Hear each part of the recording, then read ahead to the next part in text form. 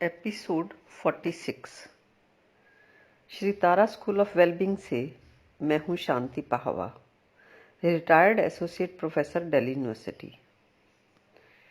आज हम बात करेंगे आपके मन में उठ रहे एक स्वाभाविक प्रश्न की। आपके मन में ये सवाल हो सकता है कि अगर हम अपनी समस्याओं को हल करने की तरफ बढ़ते हैं तो हमारा पहला कदम क्या होगा। पहला कदम होगा अपनी सारी प्रॉब्लम्स को लिखने का।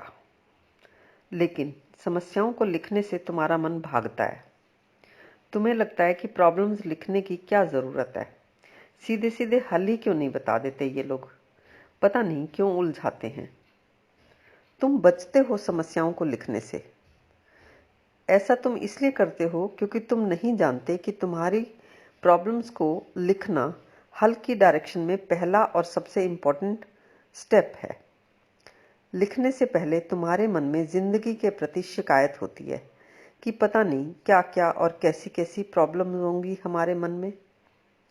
पर प्रॉब्लम्स लिखने मात्र से तुम्हें क्लैरिटी हो जाएगी कि जीवन में समस्याएं हैं, जीवन समस्या नहीं है। प्रॉब्लम्स लिखने से ही तुम्हें पता लगता है कि 8, 10, 15 या 20 ही प्रॉब्लम्स हैं और अब सॉल्व करने की डायरेक्शन में जा ही रहे हैं। प्रॉब्लम्स लिखना और इस प्रोसेस को समझना ये तुम्हारे इस काम का ही हिस्सा है। इसे इस एग्जाम्पल से समझा जा सकता है। जैसे तुम जमीन पर खड़े हो और तुम्हें 25th फ्लोर पर जाना है।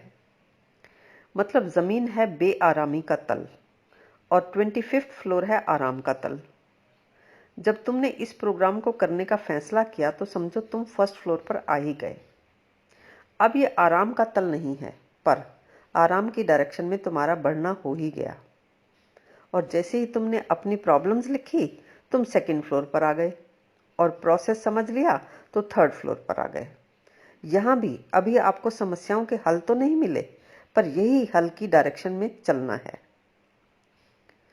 तुम्हारी प्रॉब्लम्स मल्टी डायमेंशनल हैं, इमोशनल हैं, पर तुम्हें लगता है कि तुम्हें बस फटाफट इनके सॉल्यूशंस बता दिए जाएं, क्योंकि तुम अभी तक यही तो करते आए हो।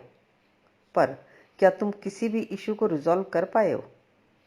ऐसे हल मिल नहीं सकते, ऐसे उपाय मिलना असंभव है। हल के लिए तुम्हें समझना होगा कि समस्याएं क्यों हैं और इनके सॉल्यूशंस तक कैसे पहुंचा जा सकता है।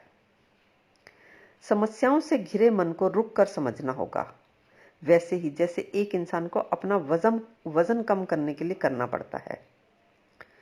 आपको कैसा लगेगा अगर एक ओवरवेट इंसान कहे कि एक तो मैं अपने वजन से परेशान हूं, सांस लेने में चलने में दिक्कत है, ऊपर से आप कह रहे हैं कि एक्सरसाइज करो, सैर करो, जल्दी उठो, ये खाओ वो ना खाओ, ये सब तो और भी दिक्कतें वाली हो गई।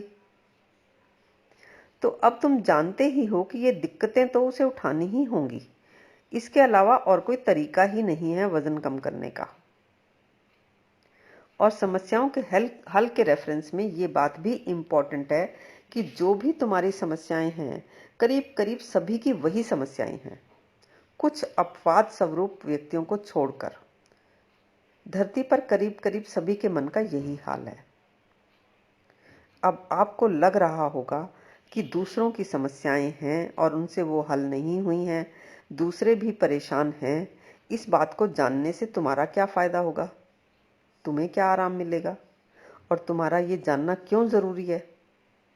वो इसलिए कि उन्हीं से तो तुम्हें डील करना है। जैसे तुम अपने बच्चे, अपने स्पाउस, अपने माँ बाप, अपने फ्रेंड्स को कुछ समझा नहीं पाए हो, वैसे ही वो भी तो अपनी बातें, अपनी भावनाएं, अपनी समझ तुम्हें नहीं दे पाए। उनकी भी तो यही समस्या है और उन्हें भी सिर्फ अपनी समस्याएं ही समस्याएं दिखती हैं। अब क्यों हैं ये समस्याएं और क्यों ये फैक्ट्स तुम्हें दिखाए जा रहे हैं? वो इसलिए क्योंकि किसी भी रिश्ते में दो व्यक्तियों के विचार एक जैसे नहीं होते। रिश्ता चाहे पति पत्नी का हो या माँ बेटे का, बाप बेटे का हो या माँ बेटी का, बॉस एम्प्लॉइज का हो या फिर फ्रेंड्स का हो या कुलीग्स हो, सभी के मन में रिश्तों की परिभाषाएं हैं, कि पति को ये करना चाहिए, बच्चे को ये करना चाहिए, माँ बाप को ऐसा करना चाहिए, और बियॉन्ड ए पॉइंट ये परिभाषाएं मैच नहीं करती हैं। जिस सीमा तक मैच करती हैं परिभाषाएं, वहां तक तो कोई समस्या होती नहीं, पर जो डिफरेंस है वही सरफेस पर रहता है और मन निरंतर उसी डिफरेंस को दूर करने की कोशिश में लगा रहता है कि दूसरा समझ ले कि पति को क्या करना चाहिए, बच्चे को क्या करना चाहिए, वगैरह वगैरह। और ये बात दुनिया के हर रिश्ते में हर जगह है। दो व्यक्तियों के विचार 100% मैच कर जाएं, ये एक असंभावना है। तो जो ये परिभाषाओं का फर्क है वो नेचुरली रंग और कद के फर्क की तरह नहीं देखा जाता, उसे गलत और सही की तरह देखा जाता है, उसे समझदारी और मूर्खता की तरह देखा जाता है। ऐसा लगता है जैसे ये मेरा स्पाउस, मेरे बच्चे, मेरी सास, मेरी दोस्त, पड़ोसन, मेड गलती कर रहे हैं और मैं इन्हें समझा ही दूं कि ये ऐसा ना करें। तुम उन्हें बता रहे हो और वो तुम्हें बता रहे हैं, और यही बताना एक दूसरे को कि तुम्हारे व्यवहार में ये कमी है, यही तो दुख का कारण है। यही बताने की वजह से और दूसरे के ना समझ पाने की वजह से कांस्टेंट इंटरनल दूरी फील होती रहती है। दुख होता रहता है कि दूसरा समझ ही नहीं रहा। एफर्ट्स जब फेल होते हैं तो बड़ी निराशा सी महसूस होती है, और ये हर रिश्ते में है, और यही कारण है कि हर इंसान को दुख होता है। असल में अगर तुम समस्याओं के बारे में गहराई से सोचो तो तुम्हें दिख जाएगा कि समस्याएं वही गिनी चुनी ही होती हैं।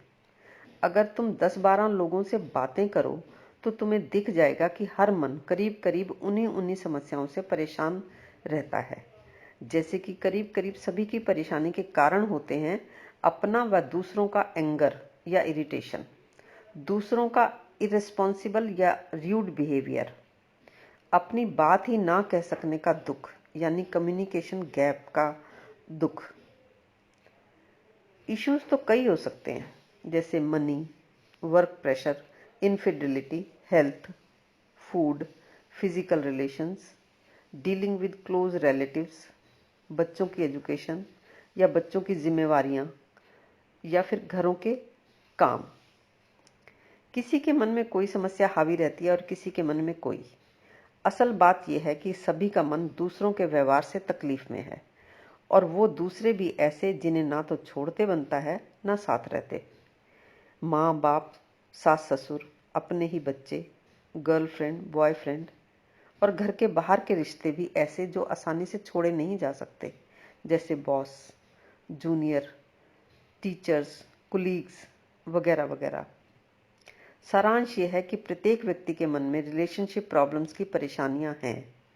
हर मन हर्ट है, दुखी है, और उसी मन में ही दुखों के असफल उपाय भी हैं। इसी के कुछ पहलुओं पर हम बात करेंगे अपने अगले एपिसोड में।